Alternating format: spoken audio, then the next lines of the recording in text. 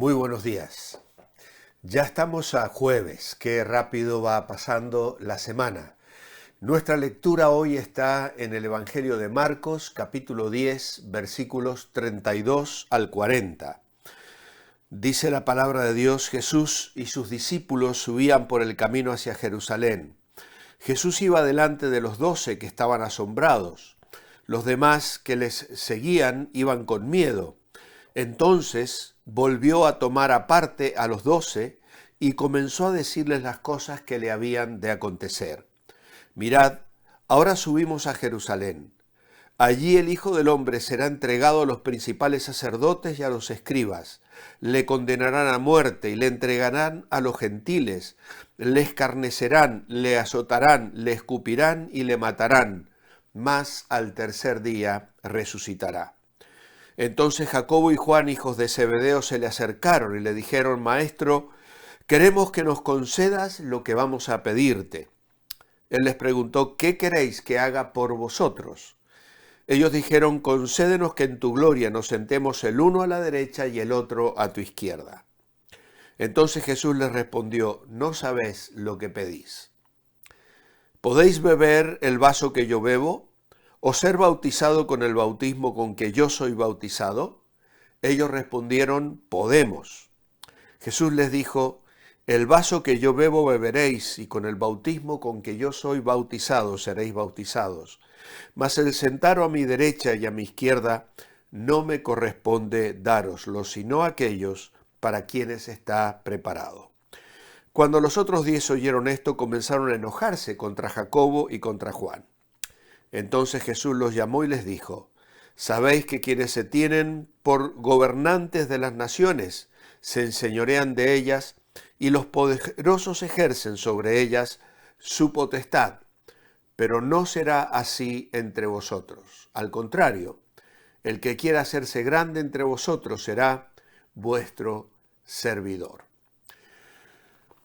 Hay dos puntos que nos van a ocupar en esta mañana: pensando en la cruz y pensando en coronas o en tronos. El asombro de los discípulos posiblemente consistió en que el Señor caminara decididamente hacia Jerusalén y que lo hiciera solo, unos pasos por delante de ellos, sumido tal vez en pensamientos profundos y tristes.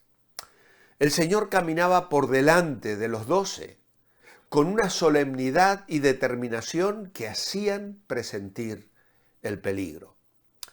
Comienzan a temer un inminente desastre mientras se van aproximando a Jerusalén, y el miedo se contagia a otros que también le acompañaban.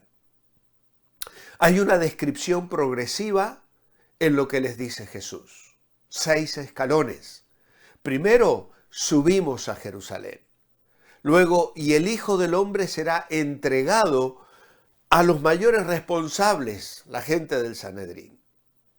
Luego, le condenarán a muerte, cosa que harían el Sanedrín. En cuarto lugar, le entregarán a los gentiles. Y esta es una nueva revelación. Judíos y gentiles se unirían para condenarle.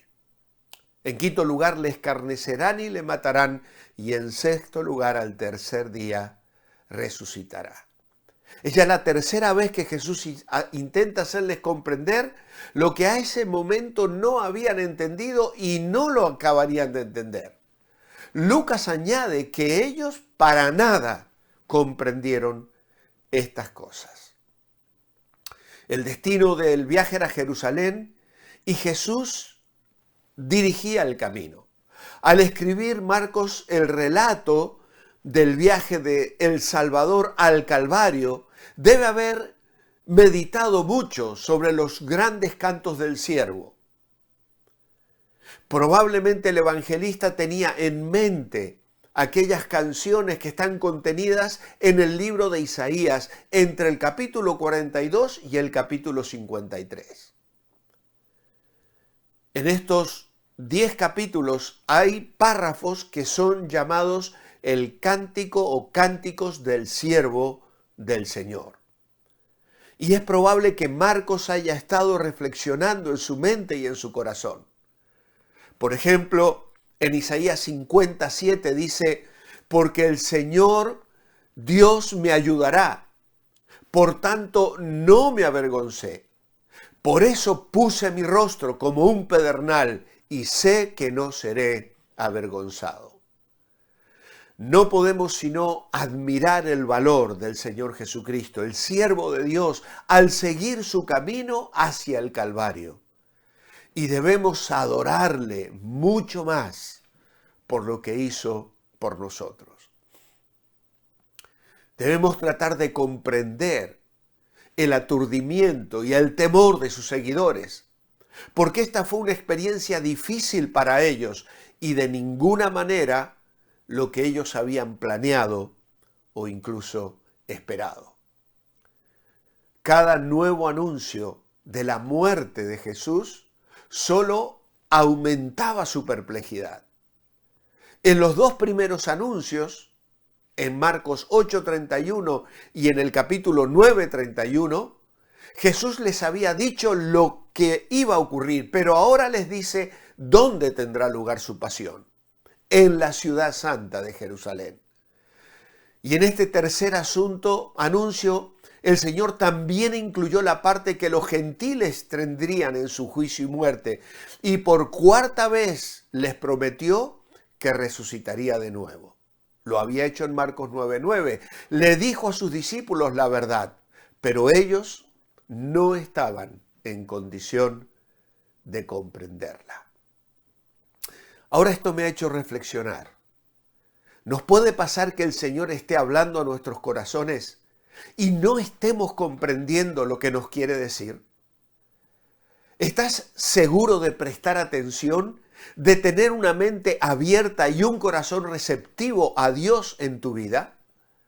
Recordemos a Pablo dando coces contra el aguijón hasta que el Señor tuvo que hacerle caer de su cabalgadura camino a Damasco. ¿Tendrá que hacer algo parecido con nosotros para que corrijamos nuestros caminos y nos volvamos a su voluntad? Realmente me ha hecho pensar esto.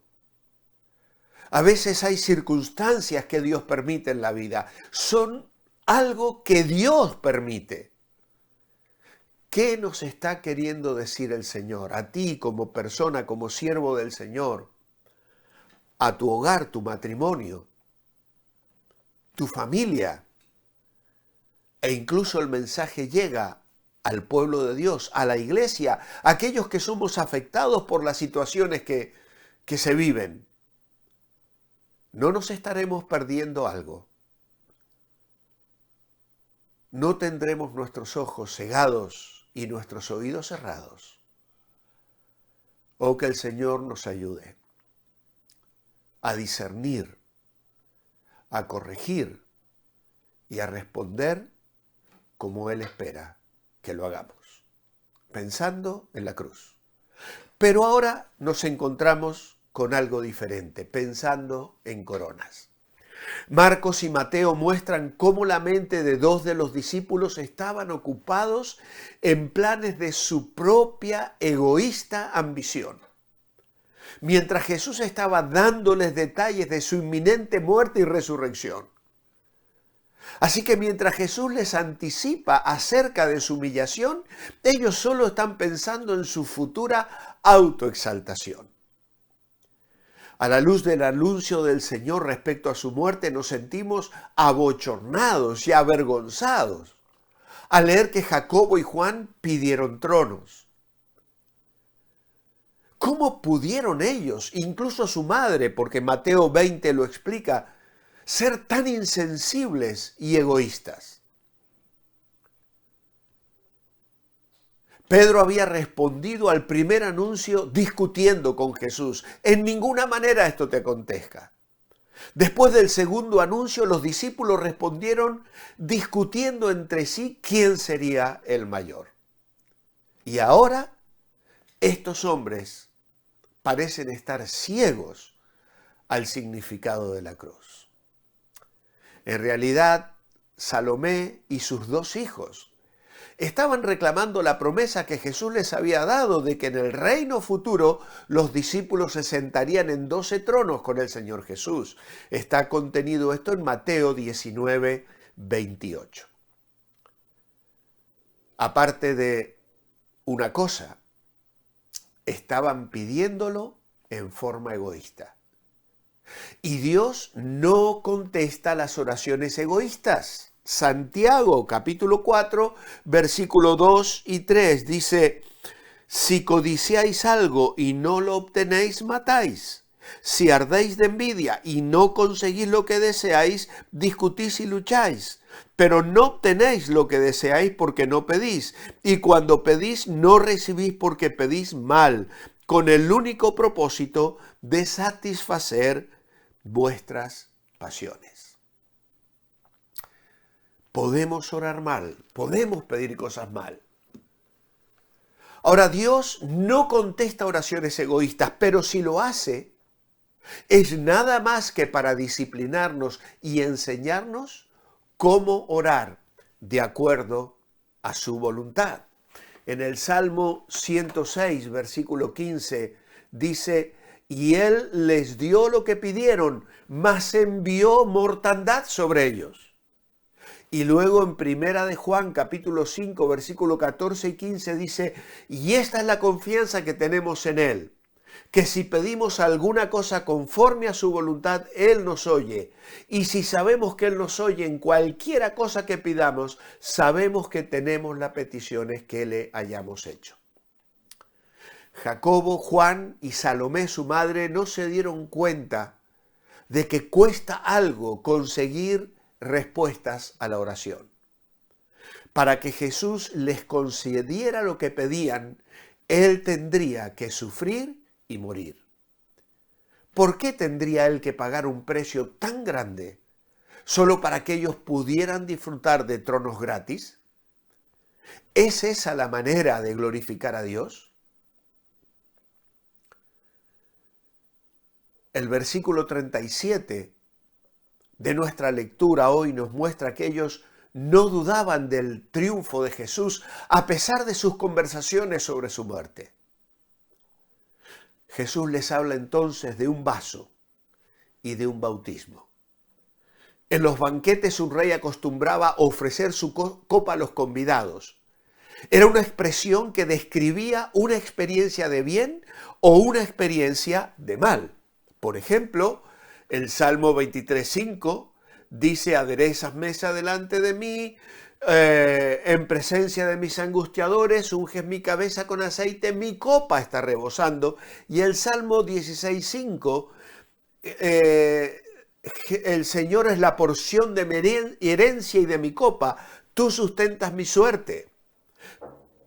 También el Salmo 116:13, tomaré la copa de la salvación e invocaré el nombre del Señor.